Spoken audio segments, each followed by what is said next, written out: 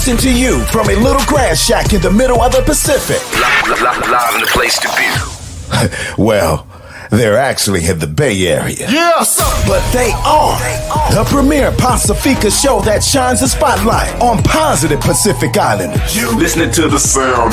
Role models coming brown every Thursday night at 6. East to west, we getting hurt. Yeah. Brought to you by Pacifica by Design. It's the iconic Faika podcast with your hosts, Naki and Carl.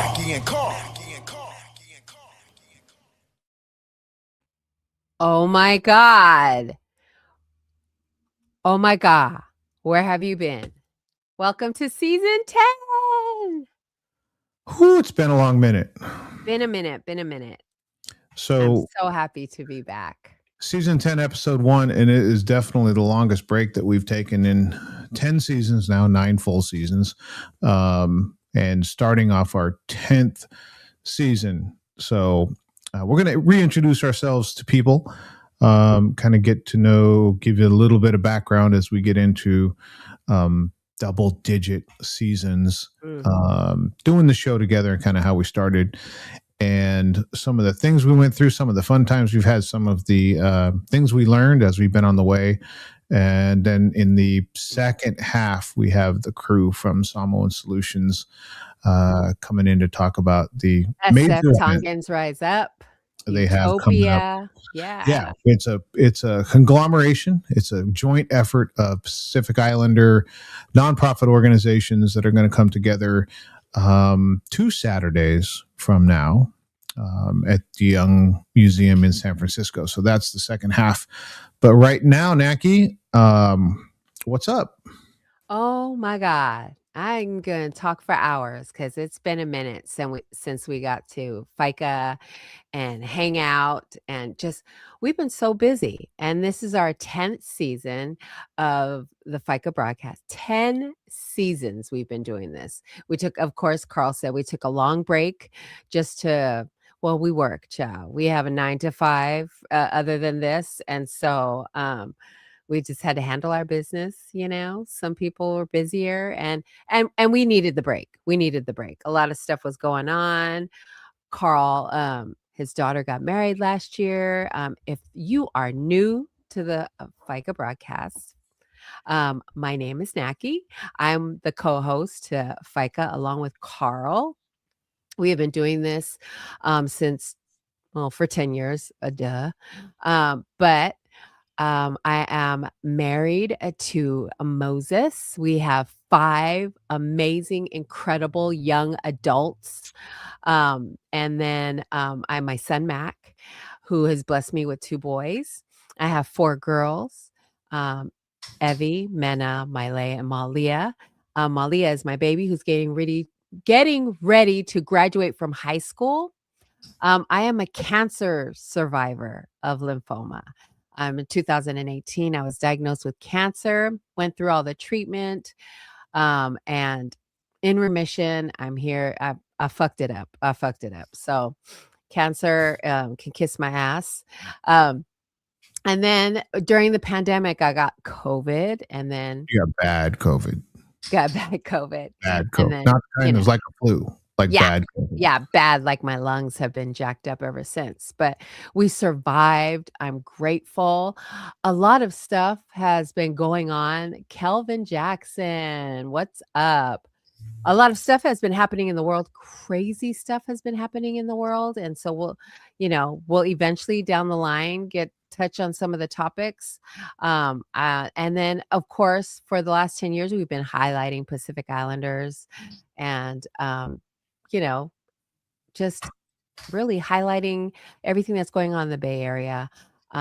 We've lost a lot of great community people, but we've also talked about all the good work that's been going on. I don't know what else to cover other than I'm very passionate about highlighting Pacific Islanders everywhere and anywhere. We have our community events is all about that. So yeah, I'm excited for 10 years. It's a lot. There's a lot that has happened in the 10 years, and I don't even know where to start. Carl? Yeah, this is our 10th season. So I think that, as you go through this, at the end of this, it'll be the completion of 10 years of trying to shine the light on Pacific Islanders and show all the great things that our community does, the different ways that we win in society. So my name's Carl. I am married for coming up on 28 years. Wow. My wife, Nicole. We have 28-year-old. They will be 28 years old this year. Triplets, Malia, Taimatua, and Nainoa. And they're doing the young person thing where they're kind of getting into the groove of, hey, college is over, high school is over, this is life, and we're finding our way, doing the pay bills things and hold jobs and do all those things that young adults end up doing. So I too am a cancer survivor. I'm actually I'm still in treatment. Been in treatment for 10 years. With stage 4 prostate cancer. I'm more concerned about living than dying, so I don't need to talk about that every 10 seconds. But it's an inspiration to see Naki move on from cancer and be cancer free. So when I grow up, I want to be like Naki. And so that's kind of, those are a personal look at the two hosts of the Faika podcast. We're both founders of Pacifica by Design. And again, Pacifica by Design. The Faika podcast is really kind of a intensified piece of what PBD overall does. And that is find ways to get the stories of our Pacific Islanders out there for people to see. And I think that, looking at I kind of was thinking like, how are we going to go through this? What I would say is, I don't know. I'm sure there were some, right? And we're not claiming to be the first. But we were one of the first to be doing the podcast. We started on a radio station, FCC Free Radio, in the, I don't know what I call it, the heart of San Francisco, but it was a part of San Francisco, south of Market. We were stepping over hypodermic needles, human waste, passed out people. People actually passed out with needles in their arms on the way to the studio at FCC Free Radio in that south of Market area. That's where we started, and progressed all the way through, I think, 2 or 3 different studios, different locations to where we are now. And so it's been quite a ride, but I think that I love to see the things, and I point to Big Body Cisco, Big Body Radio, right? Island Block Radio.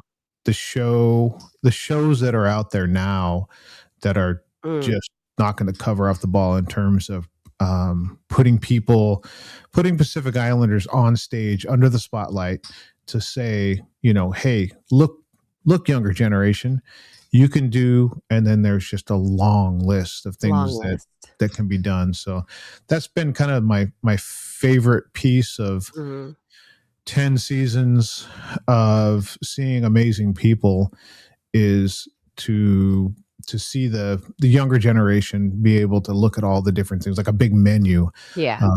And these things were out there before. I don't know that we knew they were out there though. Right? I don't know that we knew there were so many Pacific Islanders doing different things, and that's kind of the piece that I find most remarkable in our journey. What stands out to you, Naki? I think it was like when we first started, we just started because we talked all the time about anything and everything, and you really listened to podcasts, and then you introduced me to podcasts. But I think what caught me first was Cisco was on FCC Free Radio, and we were so excited to hear him on the radio because it was a Pacific Islander on the radio. At that time, it was not a normal thing to hear or to see Pacific Islanders on the radio, on TV. So it was huge. And then also for me, Island Block Radio, Q, Q and Joe Sav at the time had the barbecue show.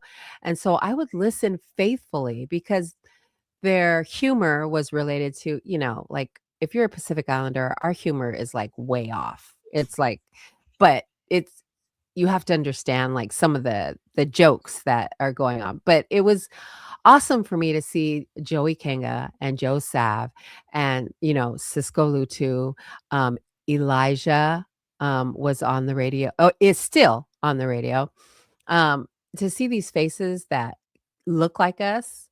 And then we were like, we need to highlight more people that look like us doing things that are not the norm for Pacific Islanders. And I always say this, like, it's so awesome to see actors and athletes, Pacific Islanders, but it's also great to see them as, radio disc jockeys, MCs, doctors, lawyers, entrepreneurs, and professors. And I always talk about how growing up, I never seen a teacher that looked like me. So to me, it was not a reality. And I love now that my kids they're a little older, but when they were going to school, they were able to see professors and teachers and doctors and all kinds of, different um, barbers, chefs that look like them. So it gave them that we can do, oh, look, there's somebody that looks, I could do that. Yeah, I could do that. So for me growing up, I didn't see anyone that looked like me. And so I was like, my parents told me I had to be a secretary and I was like, oh, that's it. That's all yeah, that's it. So I think it's awesome. Now we're in 2026 and the world is at your fingertips. Like but there's also like when we first started, there weren't that many radio personalities that were Pacific Islanders, and were by far not celebrities like like I said, Cisco and Q and Joe and Elijah. But there's more shows. There's a bunch of podcasts on.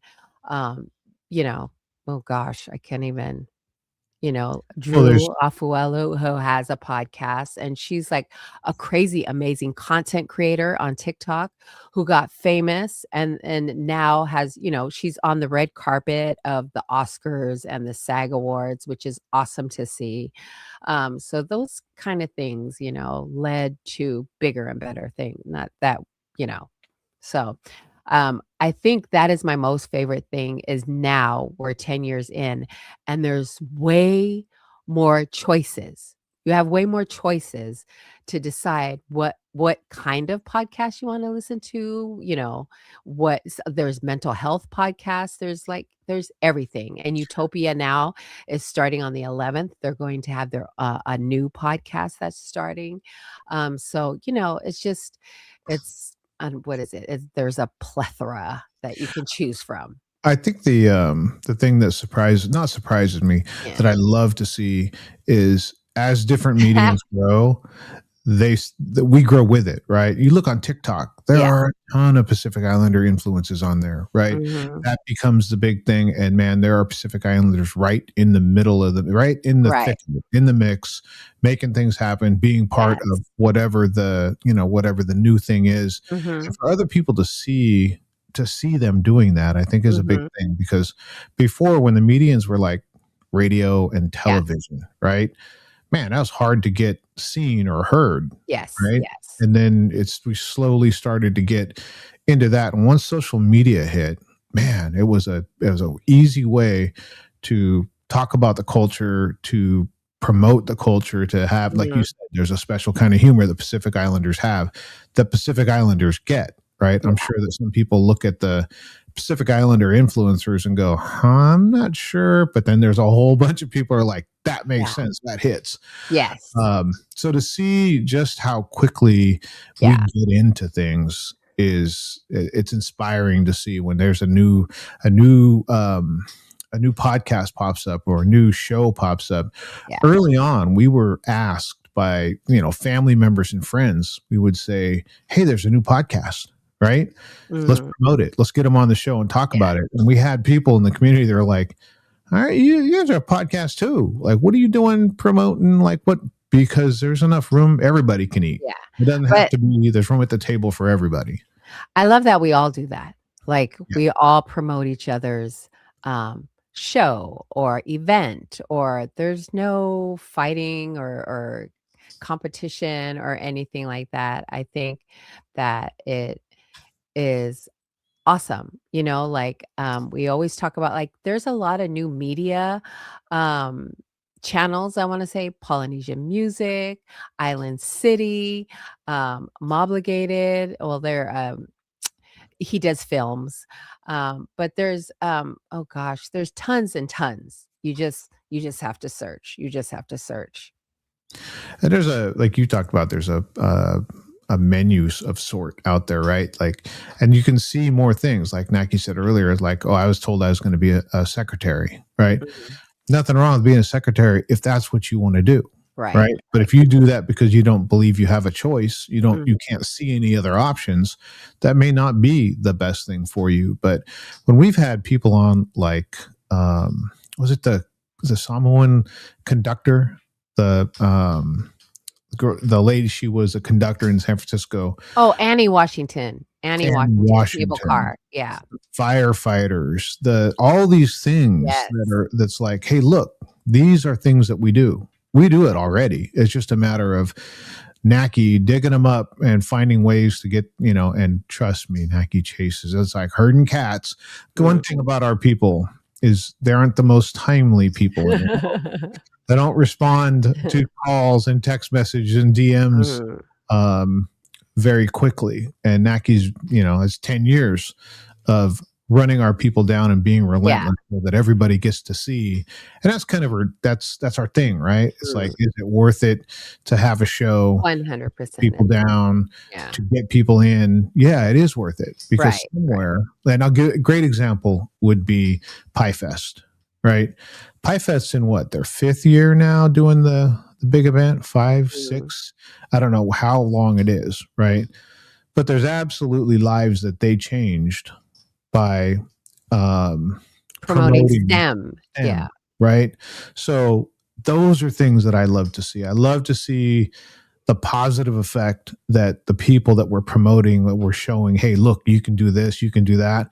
Matt and Lola are absolutely changing lives of the next generation. There are people that, there's kids, maybe 5 years ago, they were, I don't know, 12. Now they're 17. And because they went to one of the early events, they're interested in STEM. And those are things that I don't know that we thought about in the beginning. In the beginning, we were just thinking, let's find some amazing people and tell their story. Yeah. Speaking of amazing people, Manu Malo is on, just said talofa Carlin and Naki.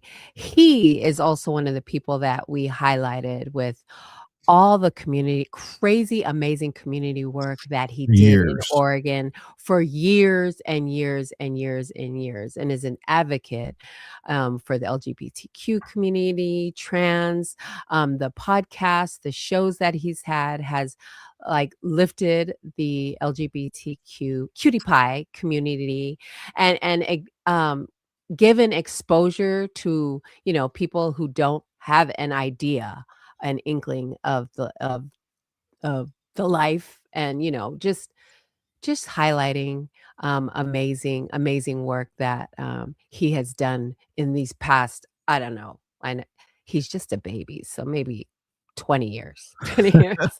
But it's been my honor since we started this to meet so many amazing Pacific Islanders, like Manumalo, like Tai Fa'aleava, like Epi Amavai, like, Patsy, and just tons and tons of people that we've met during this journey. We also, our last, or, Afa Alu's last interview was unfortunately with us, but he spoke highly of his journey, his family. And so, which reminds me, I got to send Laura his video. Anyway, thinking out loud, but that it has been my honor to highlight all these amazing people that have come on, and spoke about their journey and shared their lives with us. It's been a humbling experience. We're 10 years in, and I'm just so grateful to be here to share in their journey and for them to share their stories with us. That's bravery, really. That's bravery to speak openly about something personal, and, to share the work, your event that's happening. People have come on and spoken about their event around the world. We've gone to Samoa, we've gone to Hawaii, uh yeah, Utah, Utah, New we've York. New York, and we've met people, crazy, amazing people around the world, and it has deeply, deeply been my honor to have spoken to them, to, have shared their story, and so I'm so grateful to be here after 10 years and to have the 2, 3 people listen to us, even if it's 1 person, I don't One or care, two people. if it's 1 Tell a or 2 friend. people. So, Um, and those are one of the things that you always are. You named somebody, right, that is no longer with us, and in any 10-year period, you're going to have people that that big name people that make huge impacts on people's lives in a yes. 10-year period that are now no longer going to be with us. When you think about Afa Alu, Mm. Nani Nani Wilson, Wilson. Right, right. Aisha Anna, John, Yes. um, those are, but it's any 10-year period. You're not going to go 10 years without losing such amazing people like that. But Right. to be able to have been, to say that we helped share their vision, we Yes. helped share what they believed in with their community over and over, that means something, right? Like, Yes. we help them do what they love to do. Helping And people get what they want, you always say that. yeah, Um, my my very first interview was with Doris Tulifau, Brown Girl Woke. We went to Shai's, um, Matalasi Skin. Matsalasi Skin, and interviewed her there, her and Shai. She was my very first interview. She's such a natural in front of the camera, and the crazy, I mean, like, crazy work that she does all over the world, not just in the US, all over the world. And she has a book out, so we're gonna share the link to that so that you can get a copy of her book by purchasing it by purchasing it and supporting the work that she is doing to help young women, young folks all over the world. So thank you, Doris, for your service, and It's people thank you for, being here. it's people like Doris that we see just decide to charge out into the Pacific because she believes that. I remember her saying when she was leaving, she goes, "I just feel like that's where I can make the most difference." Yeah. And so she hops on a plane, heads out to Samoa, and decides that, hey, here's where I can make the most difference. Mm, And moves her entire life out there and makes the difference that she thought she could when she moved out there. right. To hear, to get her, be able to share her story with other people. And you can think about that, right? One of the people that we still work with is Neo. And you talk about how people influence people. Utopia. Yeah. Neo, Doris talks about, the influence that Neo had, that generation ahead. And again, that's kind of what we're talking about, right? If they can do it, I see them doing something. Hey, I can do that too, or I can do something similar. Yeah. And there's a great example of it. Doris is a great example. That first interview, by the way, um, you went kicking and screaming because you wanted me to do the interview. Yeah. And I said, nope, nope, nope, nope, nope. And you want to talk about a natural. Doris is a natural in She front of is. the camera. And Naki jumped in, not having done any interviews before, and was just like, hey, we got to do this. This is what we're going to do. And you did a great job. So Thank there's been several interviews over the years that Yeah. I've been asked to do that Yeah. I've pushed Naki out there where, no, this has to be you. Mhm. And so you've come a long ways. Thank you. Yeah, Neo is he is one of the founding members of Utopia San Francisco, the original branch, which started all the branches across, the world, right? The world. So I just, I I'm just grateful for Neil for sharing his experience, for putting his face and his story out there, so that we can live, learn, and love all over him. For So, those that don't yeah. know, Mackie, would you like to share how we came up with the name? Because we've had a lot of people say that's a great name, by the way. The name of the podcast just fits. Do you want to tell everybody how we ended up with the name? Oh, so yeah, my mom she always wants her picture taken. And so, she's always, "Take my picture, take my picture." And at the time, she didn't have Facebook. So she was like, "Take my picture, take my picture." And then she would say, "Now post it, post it." Okay. And then she would ask, Right. "How many likes did I get? How many comments?" And then she would say, "Oh," and um, I said, "You just need to get your own Facebook." And she said, "Oh, no, I don't want a FICA, or you guys FICA all the time." And I was like, "That's perfect. That's perfect." She FICA. said, that's for FICA Calas. That's for FICA Calas. That's Oh, for you yes, guys. yes. That's what she said. So we took FICA from her, and, she ran with it. So, I just wanna thank everybody who has stuck it out with us for the last 10 years. I appreciate, all the love, all the support, all the people that have come on here and shared their story. And I'm just gonna do it now. Right now we have start so in the transition of the 10 years that we've been FICA, we have a nonprofit, we are a nonprofit organization. We have a photography and videography content creating class that teaches the Tay community about photography, videography, content creating, and that is led by Tima Namoli and Pidi Toilolo. Um, I'm so grateful for them for the work that they're doing. They have grown. Mena has grown so much in this role that she has taken on. Her and PD have taken Pacifica and Focus. Please go follow them on all social media outlets. They have taken Pacifica and Focus and just ran with it. Since they've started so far, they are the only Pacifica class that I know of in the Bay Area. And the work that the students that have come out of there have been content creators, are now photographers that have their own business, come back to share their stories. So I'm so grateful. We love, love, love Mena and PD and the work that they're doing. And the class is free. So at the next cohort, please, feel free to hit us up, hit up Mena, and join the class. It is amazing to see young Pacific Islander content creators, photographers, videographers, create and artists create work. So I love Mena and PD. Thank you so much for all the work that you're doing. And we've seen people that were kind of on one path and then they picked up the camera.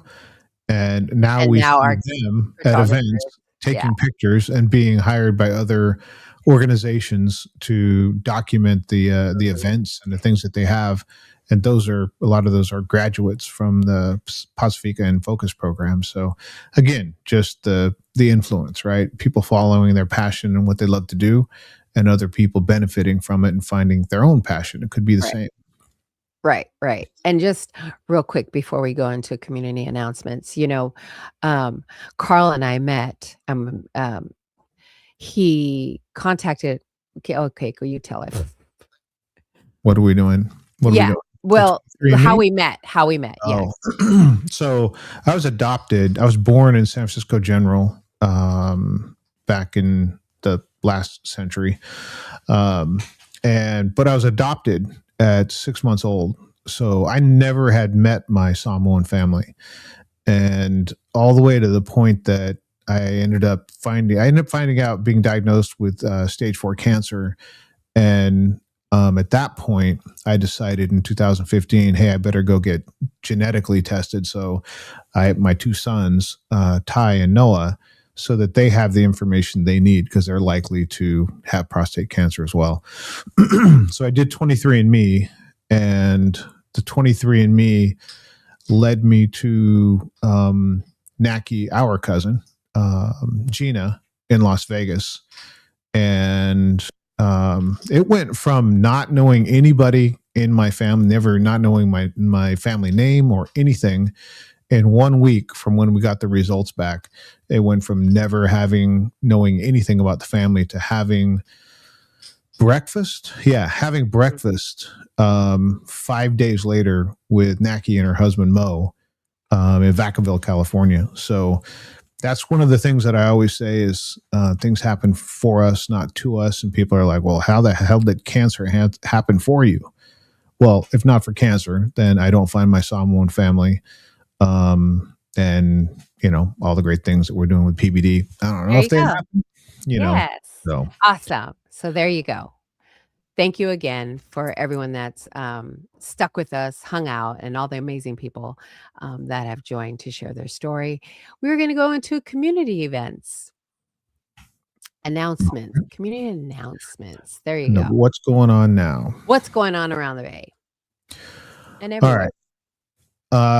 So Journey to Pacifica Empowerment. Women in Conversations. This is Carrying the Weight. Journey to Empowerment is a community program. Happens first Friday of every month. And this month, and this is actually tomorrow, right? So the Bay Area. Those of you that don't know about J2E, it is happening tomorrow at the Hub, 1530 Sunnydale Avenue, and it's Carrying the Weight, Carrying Our Power, and Pacifica Women in Conversations is the topic. Each month they have a different topic. So for more information, you can contact Lueni Messina at 415-243-6328. It's free. There's free food. There's free, really good food. And the raffle at the end, the raffle in itself is entertainment enough just to show up to be part of the raffle because they make that a whole bunch of fun. Awesome. Teine Toa is brought to you by Mana Pacifica. It is an event skills for every Pacifica girl deserves. It is happening March 4th, March 11th, 18th, 25th. It goes on. It's happening at the Hub on Sunnydale Avenue in San Francisco. Please scan the QR code to register. It is a free event. Follow them on all social media outlets. Love it. Love it. It goes on. I'm going to quote goes on that. and on. I like that. Tato Amo is the Samoan Pacifica art exhibition. It is this month on the 21st, presented by Willie Salavea and Scott Ribeiro. Las Vegas, Henderson, North Las Vegas. This is you. This is at their private residence, 1317 Minuet Street in Henderson, Nevada. Go there and see the art exhibition. Again, held in their own home. I haven't seen that before. It'd be really interesting to see. That's awesome. And Willie Salavea does not do things small. That's going to be awesome. Yes, awesome. Thank you.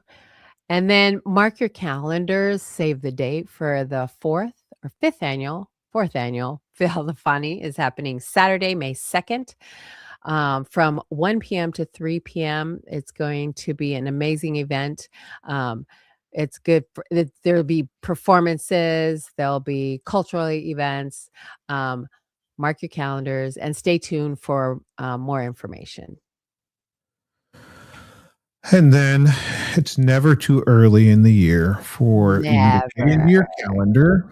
Go fast forward, click forward the months, find the month of August, find the 15th, and mark it off as must attend the 11th annual Amu Family Day Barbecue. Biggest event of the summer for the Pacific Islander community in the Bay Area, maybe beyond the Bay Area, because there are people that reaches beyond the Bay Area in terms of who's attending.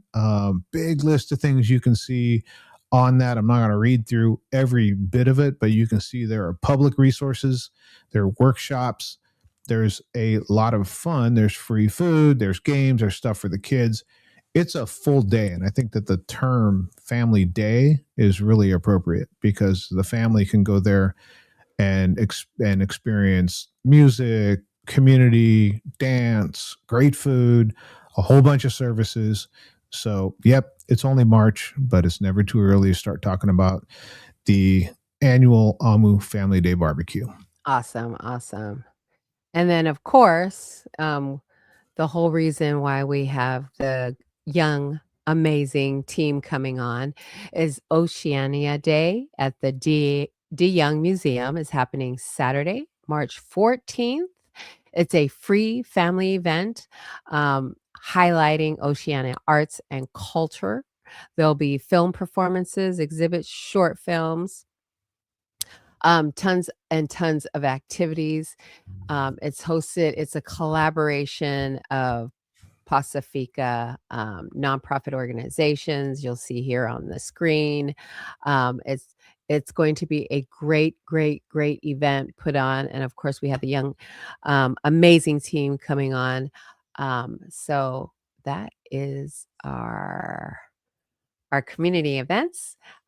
We have coming to you live or is our Miss Epi Almavai, who is one of the founding members or the creators and amazing people from Samoan Solutions. They have tons of events that happens during the year. We love, love, love this team. We also have Anna Mahina, who is with SF True, Tongans Rise Up, out of San Francisco, and PJ, our amazing, our sharp dressing PJ from Utopia SF. So thank you all for joining. We're so grateful to have you guys here. Epi, can you just give us a light introduction for someone who's been living under a rock? Hi everyone, Salafalava. My name is Epi Leonel Mavai, and I'm the current board director and one of the founders for nonprofit organization Samoan Solutions, serving our Native Hawaiian Pacific Islander communities here in the San Francisco Bay Area. Thank you so much for having us today. Woo Great to have you. woo, woo woo. And then next we have Anna Mahina, if she can come on, Miss Beautiful, and tell us a little bit about SF True.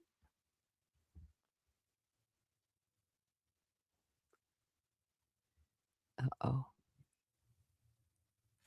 We may need to throw it over to the star of every red carpet that he's ever been on.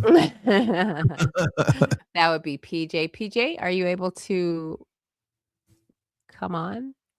It might be. Uh-oh. We may need to go back to them. We do have Epi with us. So Epi, welcome again. Good to have you. And I love to see new things. And I always think of Samoan Solutions. When it comes to mind of something new was when COVID was around and Whangongo Samoa, I thought for sure was going to get shelved. And instead we had a drive-in style showing of Whangongo Samoa with food vendors, the big, huge screen in San Francisco. So I always think of Samoan Solutions as being an organization that has a personality that, hey, we're going to find we're not afraid to do things, right? So being at one of the premier museums in San Francisco and saying, hey, we're going to be able to basically take over a huge part of it and provide things for the Pacific Islander community. Where did that thought or that concept originate from in your head to where we end up 1 week away from having it happen?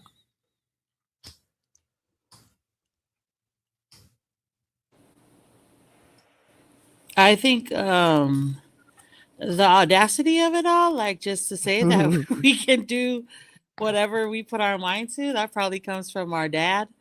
And then the idea of it in and of itself was it kind of stemmed from being in the space specifically to support for the Youngsters Day. So that's the Young Museum's huge family event that has multiple art offerings free to the community. There's art offerings outside, inside, on all levels. And this last year in 2025, they commissioned master tattooist Wisonge Fitiao from American Samoa, and also our master Siapo artist Reggie Meredith Fitiao to come out and host a one of the family art activities. And so it was such a hit. It was housed, or we were stationed in the Oceanic collection, and we saw over 400 youth that day.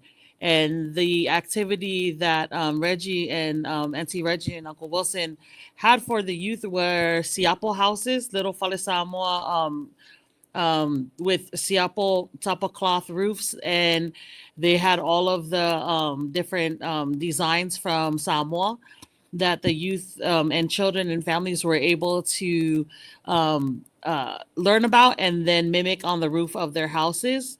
And it was such an amazing day. And then Uncle Wilson, he also activated the Kirkpatrick collection, which is a collection of both Siapo and Iakonga that Mm. was that is also owned by the DeYoung Museum.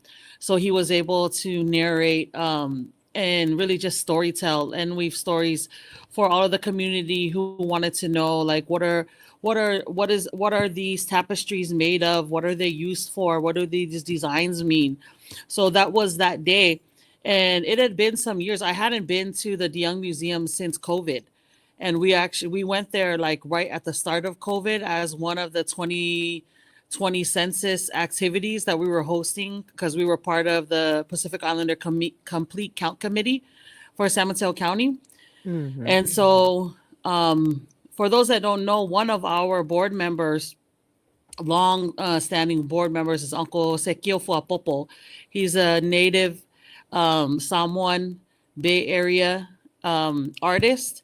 And so he's always had a connection with someone at the DeYoung Museum. And so at that time, they had an exhibit, and I apologize, I don't remember what it's called, but it was amazing. And so basically, it was an artist who made a living wallpaper exhibit based off of the real story of the Pacific and our interactions with the introduction of colonizers versus wallpaper that in its era had its whole what was like a huge thing amongst European affluent households.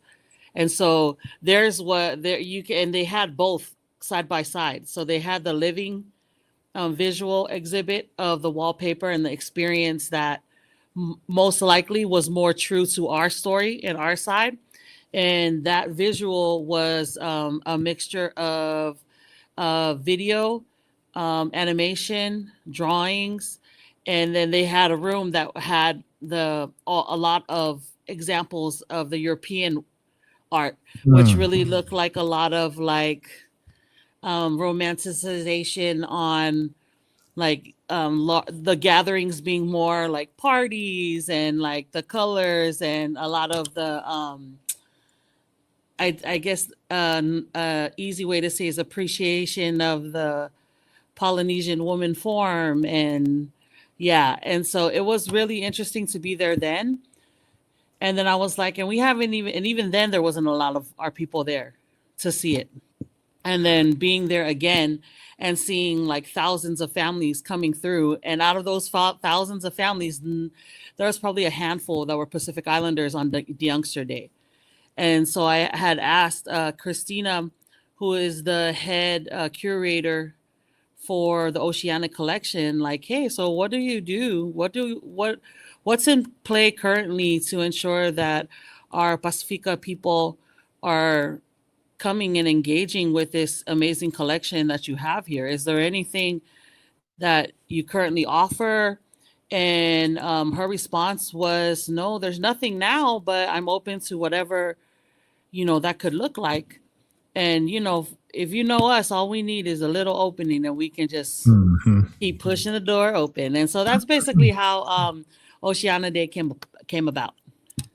Yeah, I think a lot of it comes down to if we don't tell our story, somebody's going to tell it for us, right? So to your point that things are romanticized or just told from somebody else's perspective is because we probably haven't got the platform or the spotlight or the microphone to tell, what the story really is, right? So great job picking a time that we're going to stand up and tell our own story and show our own art. I'm going to see if Anna, are you with us now? Hi everyone, yes. Hi, how are you? Malole, I'm good, thank you. So, before we get started, you want to tell us a little bit about some SF True and a little bit about yourself before we hop into the role that you're going to play at the Young Museum in a week.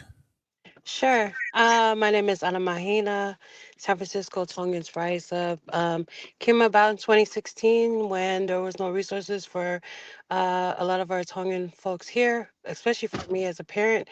And I was just looking for resources, and that came about the need to have a nonprofit for Tongans to find resources and also a place to have culture, indigenous culture and language to be preserved here in San Francisco. But we were able to reach out in our Tongan language classes all the way to Alaska, Denver, um, and Australia.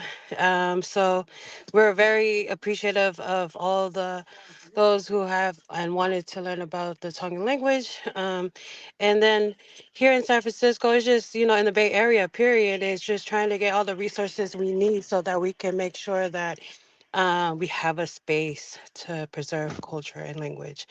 Um, and I'm so excited to be a part of the Oceania Day at the Young Museum, where some of our young folks will be performing our Tongan Taolunga and also the Mako from the boys. And so there's going to be a lot of performers there too to represent our ocean. And so we'll have our Guahan. We'll also have our Tahitian, Hawaiian, Fijian, and Tonga, of course, and Samoa. And so, if there's any performers and that's going to be there, they're great, amazing performers that will be there to perform on the day of. It's going to be a big day. It's going to be a big celebration and of bringing people together. One of the things I always am amazed at is the when we go to events. So that's kind of Naki, and my job is to go to different events and shine a light on people like everybody here. We see a lot of the same people. So when we find something that's kind of like, we're going to do something at a museum, Naki and I were thinking, like, who would we probably see? We'll probably see some new faces, but some of the faces we're going to see are going to be the champions that are just consistently in the fight, in the mix, doing it, and making sure that our people are represented. Obviously, that's Anna Mahina and Epi. It's also PJ, Leo, and Utopia SF. PJ, are you with us? Yes, hi, how are you guys? Can you hear me? We can. So before you introduce yourself and give us a little information about yourself and Utopia, Naki and I, when we go to events and we know that PJ is going to be there, we save a picture because we know that we want to get PJ's outfit. 9 times out of 10, PJ has the hottest outfit, whether it's a red carpet or not red carpet. We'll always joke at some point, we'll be like, if I haven't seen PJ, I'll ask Naki, have you seen PJ?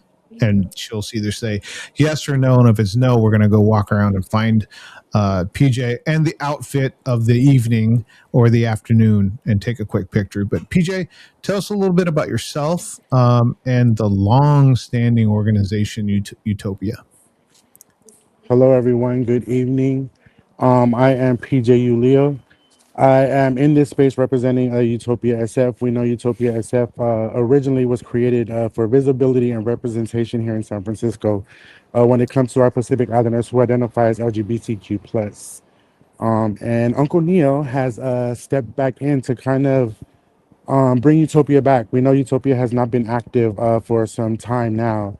The name is still out there. We know that they've been doing amazing work and help to create other chapters in other states.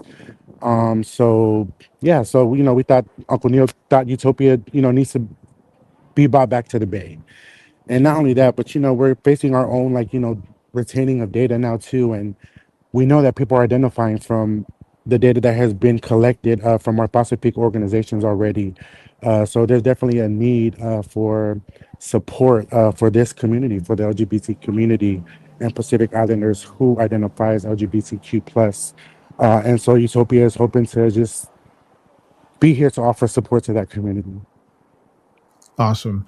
It's always good to see the usual suspects at the in a good way, right? The usual people that are going to be there. But is there anybody um, new that the community may not be familiar with that you're looking forward to seeing? So I'll throw that to maybe Epi. Is there anybody that you're excited to kind of introduce to the PI community in the Bay Area that'll be at the museum next week?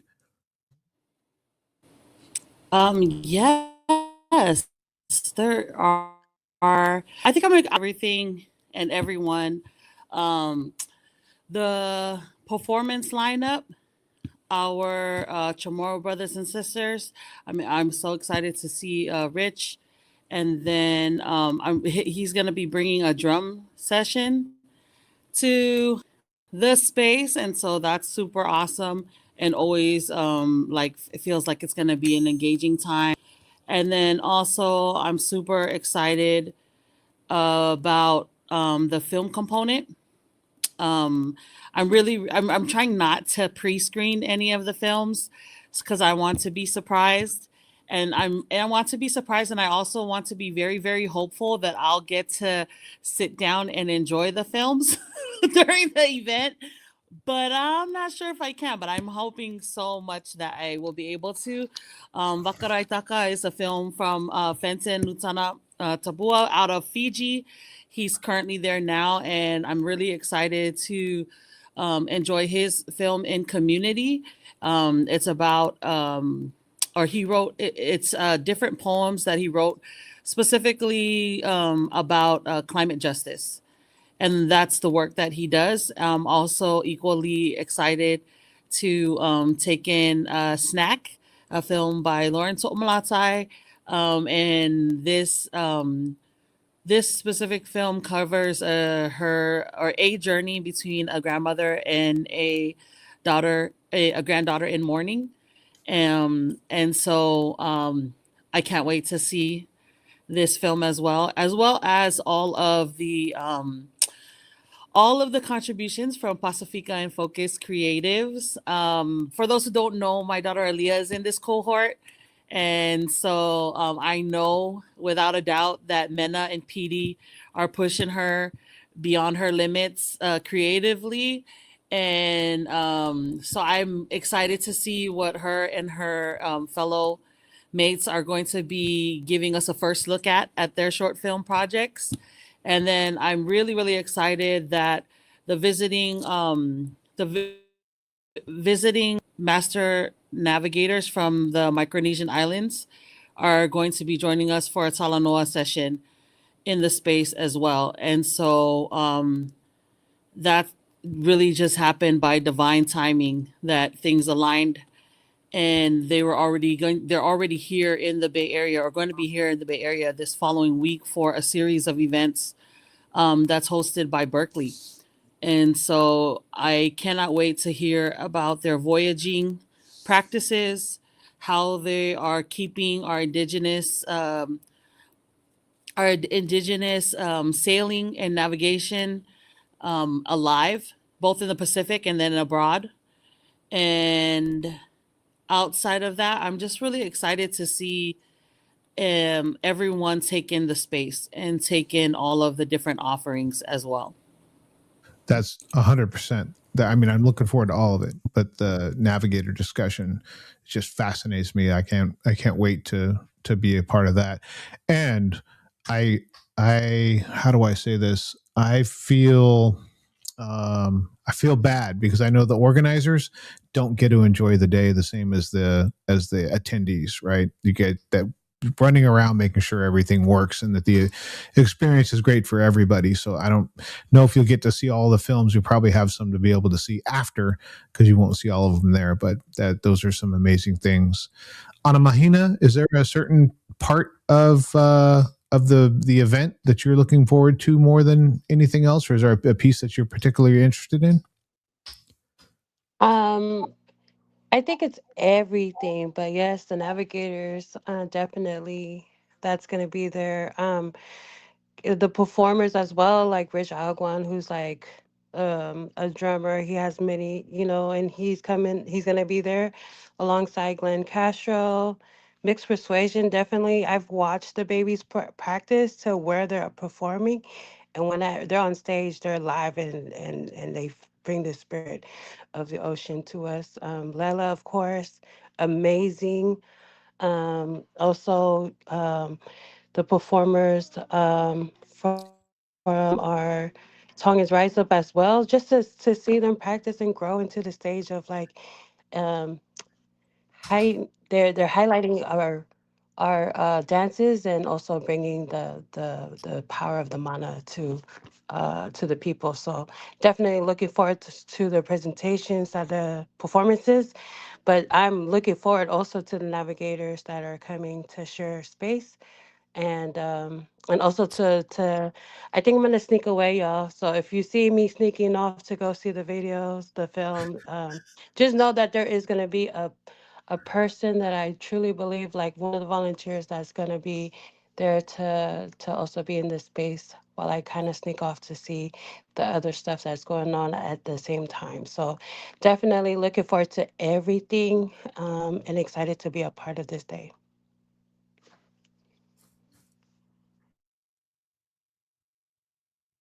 Naki, are you back with us? I'm back. I'm so sorry. That's okay. My computer fell asleep. I don't know if we spoke about this because I was on a break.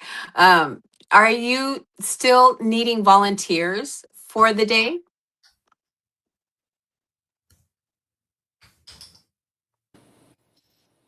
Yes, we actually need about four more volunteers. And so if you are interested in helping out for the day, you can email info@salmonsolutions.org, or you can get a hold of Carl and Neke as well, and they'll pass the information on to us. We're asking for volunteers to be able to please stay for the entire day, which is for us 9:30 until about 4 o'clock. And that shift also includes setup and takedown.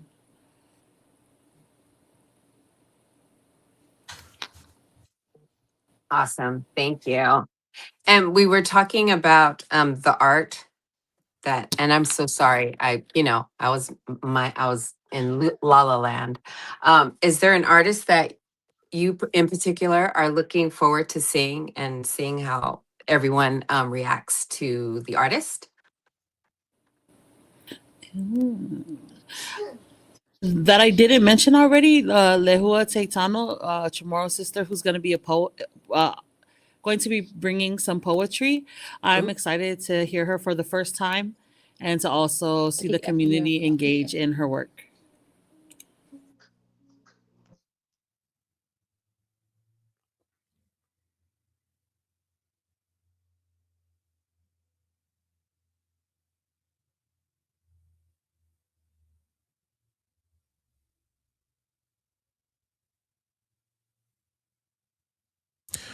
I think she's still having problems, which is okay because there's a lot to cover. Do you think this is going to be as a kind of or are you looking that far forward? Do you think this will be something that you do again, either in the same format or maybe in a different format, or do you think right now you're just focusing on getting through next week?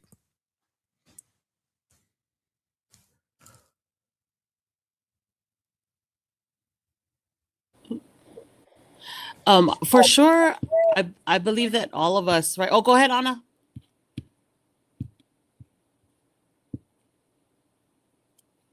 Definitely, Anna, if you have thoughts on maybe this being just this year or maybe it being next year, or I don't know, I'm just trying to get through next week, is a perfectly good answer too. I think me and Epi had spoke to, and I was telling her how amazing this opportunity would be for this year.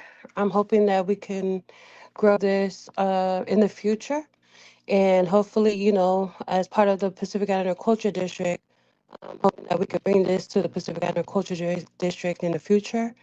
and also have a part of our museum because we have a lot of artifacts in the cultural district that I think that could be something to see in the future. But definitely for me, the answer would be an ongoing collaboration to share with those who may have thoughts and ideas on the current collection at the Oceania Museum. So for me, it's both, Carl. It's like, let me get through next week, but definitely something to see in the future. Yeah, that's a really good point. Right, there is a cultural district right across on the other side of the city that is probably is a good place to profile our art and our community and our history. So well put, Epi. How do you feel about that, or are you just want to get through the week?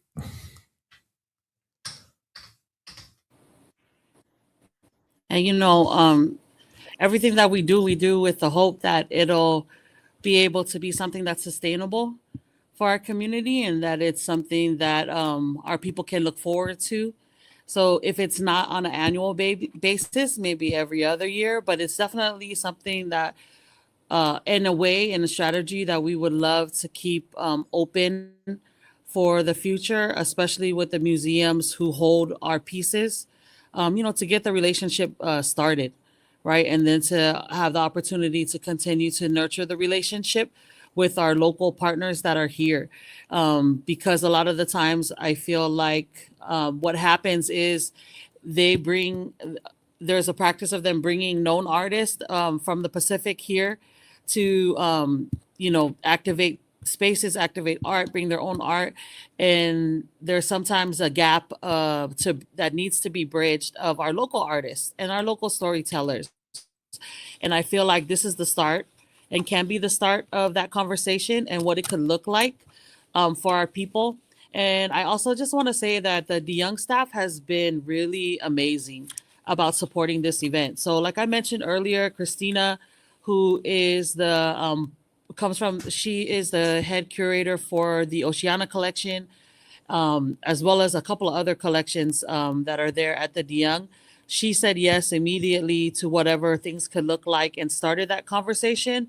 And all the other departments that are involved, they not only came to the table to help support us in planning and really allowing us the agency to build this day out the best way that we could for our community, but they also did a couple of other things not usually that's not usually at the forefront of relationships with folks that are not Pacific Islander led, right? So one thing is I told her that you have to make it as accessible as possible.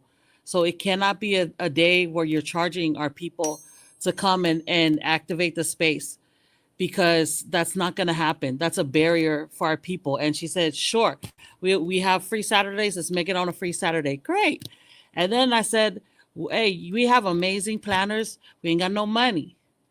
So she said, don't worry about it. We'll find a way. We'll find a way to fund. She said, we don't got a lot of money, but we will find a way. And, they held up their end of the bargain. Like I mentioned, we're really, really, really happy that timing aligned for us to be able to add and include and amplify the voice of the master navigators of Micronesia who are here on a separate event. And they found the means for us to be able to honor them in a way that they should be honored for their time and for their expertise in the space, even though it was just added like in the ninth hour or the last hour, you can say, and that you doesn't described it, happen, you described you it as know. divine, so it must have just fell into place at the right place, right time, right people. And that doesn't happen. Y'all know you've been in this work for a long time. It doesn't happen a lot. There are big organizations that have come to us and asked us to help activate their Pacific Islander days, and it comes at a cost of our community. And sometimes those big names are nice and shiny and fancy, and you want with all your whole heart to say yes, but you have to have that hard conversation and tell them no. Not if you're gonna charge us to be present, charge us to engage, and it just it can't that can't always be the case. So I'm so thankful that the DeYoung Museum is helping us in such an organic and intentional way, and also that this can be um, a model for us to look to, and have conversations with other museums that also have our, have collections from our people, and we can talk with them as well. Great So point. super thankful. Yeah. So I'm going to turn it back over to the two of you to anything you want to say to the community before we wrap this up. But I'm going to say this to the community. Epi's thinking about all things because we were there to do a walkthrough of the museum a few months ago, and we sat in the restaurant area, and there was a little boy that was walking around being a little bit loud. And when I say a little bit loud, I'm saying not loud at all for Pacific Islanders, but louder than the people that were in the cafeteria area. And one of the workers came up and corrected the kid and found the parent. And Epi went and found she said, yeah, we're going to have to talk to the people that work there, because if they address our kids like that, there could be problems. So Epi's looking at all the different aspects of how to make it a beautiful day for everybody, and thinking about all the little things, even the interaction between the staff there and our Pacific Islander community. So she's got you. So I'll throw it back to Anna and Epi. Is there anything that well, first, before I do this, because it's more the wrap up, is there anything that we missed that we need to talk about before we get into the kind of the wrap up?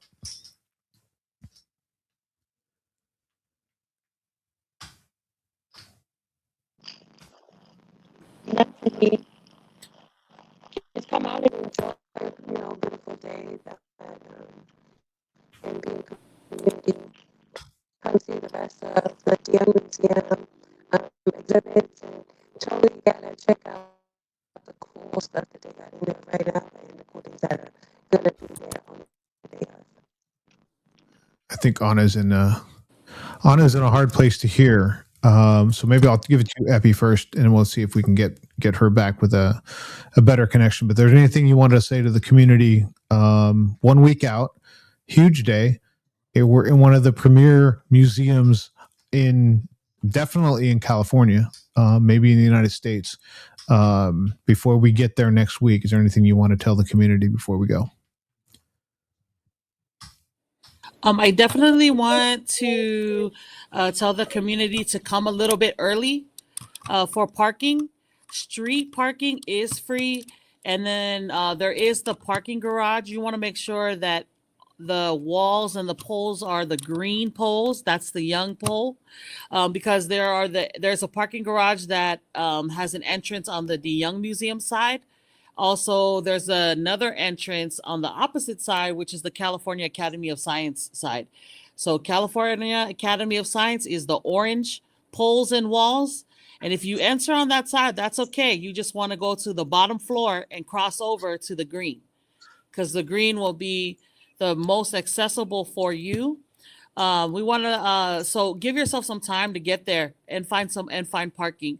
Parking is an hourly base. There is a fee on an hourly basis, so just to be mindful of that. And really, we just hope that everyone comes out. Like, if you have a youth group, bring your youth group, bring your family, your friends. We do have the agenda that's posted on our social media sites, all of the partners that are involved. I think we all have them on our sites, and also as well as the DeYoung Museum has the agenda and schedule. However, you don't have to stay the whole day if that's not what you or your children or your homies are down to do. You can come in at your leisure, enjoy the offerings that are available. I also want to shout out Ruta Iono, who's going to be one of the facilitators of the family art activities. And she's going to be doing Laufala Ia. So she's going to be weaving fish made out of lauhala material. And then Nina Futipano will also be doing family art activities. She's going to be doing the tea leaf leis. And all of this fun and exciting artistic and creative offerings are available for free to our people. DJ Joe King's going to be in the building, setting the vibe all throughout the day with our island music. And while you're there in the space, you do not only have access to the Oceania collection, all the offerings, but you have access to the entire museum. And so there's an amazing Indigenous Native American Museum exhibit that is on rotation right now. There's also the lexicon with the cars right in the middle where we're going to be performing. That's on display as well. And some of the other year-long exhibits that you can take advantage of while you're in the space. So come on out and let's do and have such an amazing, amazing time. So Anna is having difficulty with her signal, but she says, let them know to come and enjoy the beautiful day. As you just heard from Epi, it is going to be a beautiful day. You can make a day of it. There's plenty to do there. And it's free. How often you get into the Young Museum for free to go see, the entire run of the building. So Love, Light, and Pacific, see you all there. That's what Anna has said. And it is. So come see the community, come see the art, come see the dancing, the navigators, the food, all those different things. Come see, have a good time, say hi and thank you to all the organizers, because a lot of work has already gone in to make it happen. Then it all culminate with all the different beautiful things that our community is going to be able to see based in the culture next Saturday at the De Young Museum in San Francisco.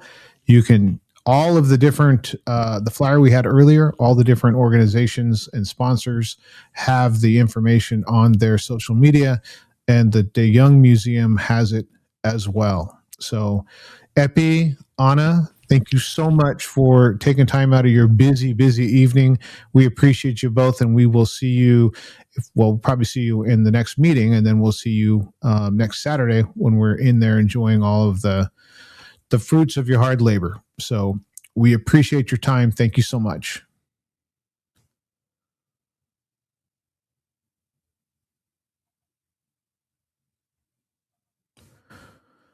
All right. Well, season 10's off to a technically difficult start.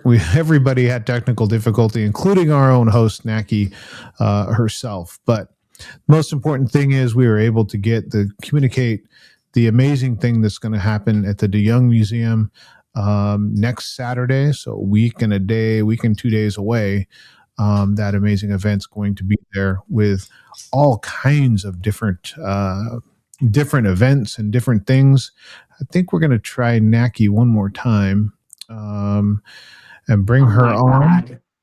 Are you there, Naki? Oh, it all works out. 10 years of doing this. This happens. Ugh. I wanted so much to talk to them. Yeah, so we all had technical difficulty at this point. So it's one of those Pacific Islander shows where people were in and they were out. But I think that the big message of all the amazing things that are going to be there next week, that came across. And I think that it sounds like the films are a big thing. Like people are looking forward to what is the film? What are they going to be? Yeah. Because it's the product of a lot of different content creators putting things together, and it's not like it's a football game and then there's a 10-minute break that shows something that's Pacific Islander based. It's all us. Every bit of it, every minute of it. So is there a piece you're looking forward to more than, I'm looking forward to it all, but there's a piece that I look at and I go, I can't wait to sit through that. What's your part? Yeah, I'm just looking forward to the whole thing. I'm excited to see all the people that are going to be there to enjoy things that are rare.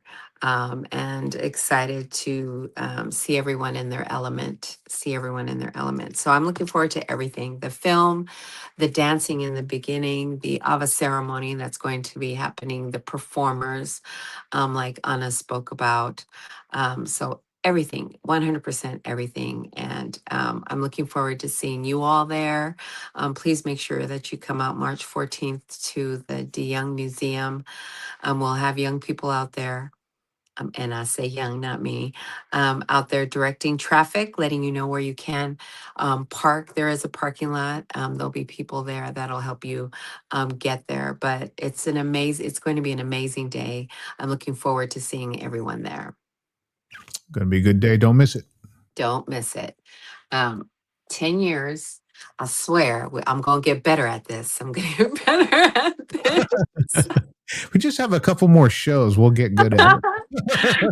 I know, just a few more shows and I'll get the hang of it. But yeah, I think that's it for us. Thank you so much. Epi, PJ, Anna, Mahina, with SF True, PJ with Utopia, and Epi with Samoan Solutions. And there's so many more people that have helped put this together. DeYoung Museum, big shout out to them for hosting. And big shout out to everyone that's going to show up and volunteer. And that's it for us. Anything else? That's a wrap. That's a wrap. Have a great rest of the week. We'll see you next Thursday. Come back to Faika with us. Love y'all.